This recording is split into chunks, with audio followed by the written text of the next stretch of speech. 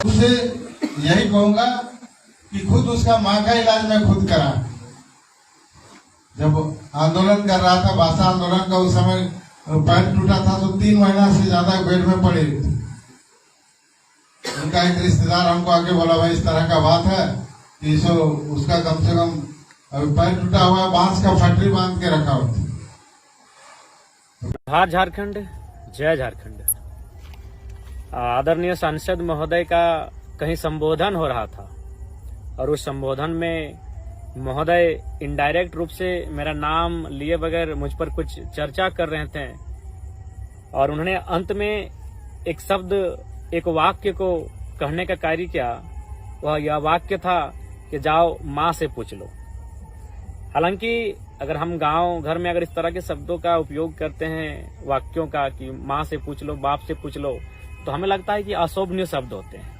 और एक संसद महोदय के कंठ से इस प्रकार के वाक्यों का निकलना मुझे लगता है कतई शोभा नहीं।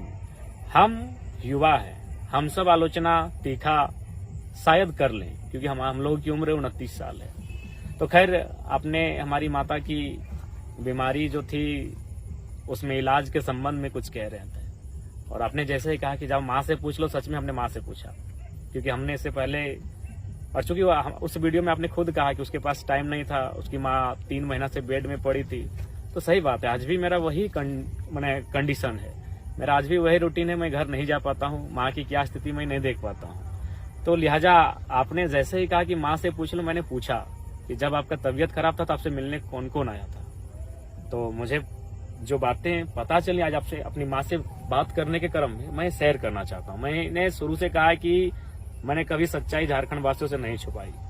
मैंने जगन्नाथ महतो के लिए प्रचार किया था, मैंने शहर स्वीकार किया। मैंने मथुरा प्रसाद महतो के लिए प्रचार किया था, मैंने शहर स्वीकार किया।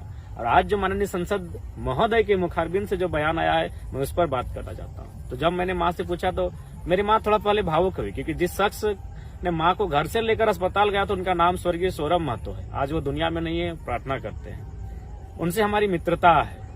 हम गांव में नहीं थे, हम घर में नहीं थे, हम मामा घर में रह के आंदोलन कर रहे थे और वही लेकर गए थे। तो माँ ने घटनाक्रम बताया कि 2 लोग थे, सौरभ को पहचानती हैं और शायद जो सौरभ के साथ थे उनके जीजा थे, जिनके माध्यम से उनको अस्पताल लेके जाया गया। और कभी भी माननीय सांसद महोदय, आप दिल पे हाथ रख के कही, आपसे हमारी कभी ना टेलीफोनिक बात हुई है, ना कभी मैंने आपको मदद के लिए कहा था, कभी नहीं कहा। हाँ, सौरभ हमारे मित्र थे, उन्होंने जिद किया कि हम किसी प्रकार से मदद करेंगे, हम इलाज के लिए जिम्मा लेते हैं, तुम आंदोलन करो। लेकिन मुझे नहीं पता था उनके तार आपके साथ जुड़े हैं। लेकिन चूंकि आपने पूछा माँ से पूछ लो, मैंने पूछा और सारी जो भी बातें माँ ने बताई मैं बता रहा हूँ। तो जब उनको रांची के गुलमोहर नामक अस्पताल है, वहां एडमिट कराया गया और संभवतः स्वर्गीय सौरभ जो हमारे मित्र हैं, उनके जीजाजी से सांसद महोदय की शायद मित्रता है या फिर संबंधी है, जो भी है, मुझे उसकी जानकारी अभी तक ठीक से नहीं है। तो उस दरमियान आपके दल के भी लोग मिले माता से, क्योंकि सौरभ जी आप आज नहीं रहे हमारे मित्र, उनके जीजाजी आपके दल से थे। उसी दरमियान सिल्ली के पूर्व विधायक माननीय अमित महतो जी भी, उनके साथी चंचल जी आए थे, उनका भी सहयोग मिला। क्योंकि आप ही ने पूछा माँ से पूछ लो, तो मैंने पूछा और सारी घटनाओं को जानने का मैंने प्रयास किया। तो चंचल जी भी आए थे। सबसे पहले सांसद महोदय, सार्वजनिक तौर पर आपका बहुत बहुत आभार, बहुत बहुत धन्यवाद कि आपने हमारी माता का इलाज करवाने में सहयोग किया।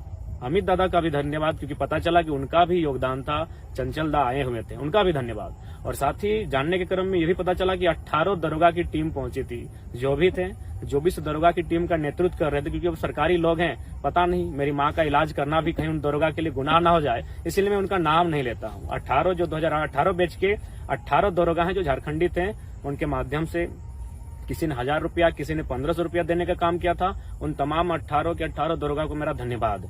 चूंकि मैं नाम उनका नहीं लूंगा, क्योंकि दरोगा हैं और मेरी माँ का मैंने इलाज करना भी कहीं अपराध न हो जाए, सरकार कहीं उन पर दंडित ना कर दे, इसलिए मैं उनका दरोगा सबका नाम नहीं लूंगा। अमित दा का नाम दिल से लूंगा, क्योंकि पता चला वे भी थे। और सांसद महोदय का भी दिल से नाम लूंगा, क्योंकि जो सौरभ जी थे, क्योंकि सांसद महोदय कभी नहीं गए थे, लेकिन जो सौरभ जी थे उनका संबंध उनके जीजाजी से था और उनके जीजाजी का संबंध सांसद महोदय से था। ये कड़ी जब मैंने माँ से पूछा पता चला। और एक बात महोदय, आप जो इस प्रकार से एहसान गिना रहे हैं, चलिए अच्छी बात है, गरीब आदमी को उसका एहसान गिनाना ही चाहिए। ऐसे भी लोग गरीबों को एहसान बहुत जल्दी गिनाते हैं।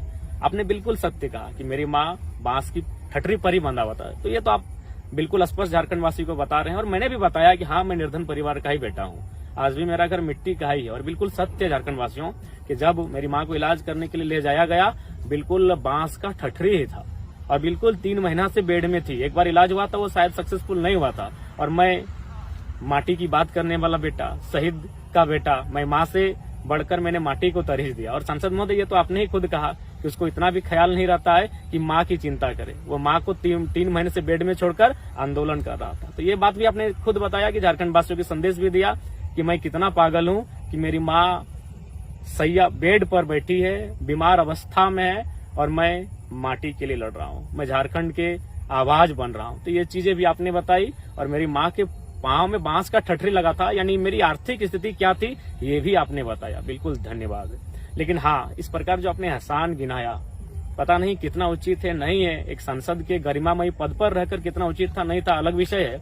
लेकिन मैं पहले आपको सार्वजनिक मंच पे तमाम मीडिया प्लेटफॉर्म के माध्यम से धन्यवाद देते हुए एक पहला तो बात तो प्रार्थना करूंगा कि जो मेरे परिवार की स्थिति है, मेरी माँ जो बांस की पटरी में, बांस के लकड़ी के सहारे अपने पांव में बांधकर 3 महीना बेड में रही, मैं प्रार्थना करता हूँ, ईश्वर से प्रार्थना करता हूँ, बूढ़ा बाबा से प्रार्थना करता हूँ कि आपके परिवार को ऐसा दिन कभी ना देखना पड़े, कभी आपका परिवार ऐसा दिन ना देखना पड़े कि इलाज के अभाव में 3 महीना बेड पर पड़ा रहना पड़े और बांस की टटरी बांध कर रहना पड़े। आपका परिवार कभी ऐसा दिन ना देखे। लेकिन अगर आपके रिश्ते नाते, सगे संबंधी, अगर उनके साथ कभी कोई ऐसी घटना घटती है और अगर जनता का आशीर्वाद मुझे मिला और मैं भी सांसद बनता हूं, तो मैं आपको विश्वास दिलाता हूं, जिस प्रकार आपने मेरी मां के इलाज में सहयोग किया था इंडायरेक्ट रूप से या डायरेक्ट रूप से, मुझे अभी भी नहीं मालूम क्योंकि सौरभ जी नहीं है, मैं भी आपके उस सगे संबंधी का इलाज करवाऊंगा। ये मैं पूर्ण विश्वास और वचन देता हूँ। अगर मैं ना भी बनूं, लेकिन अगर कभी मेरी जरूरत पड़ी, क्योंकि इस एहसान के बदले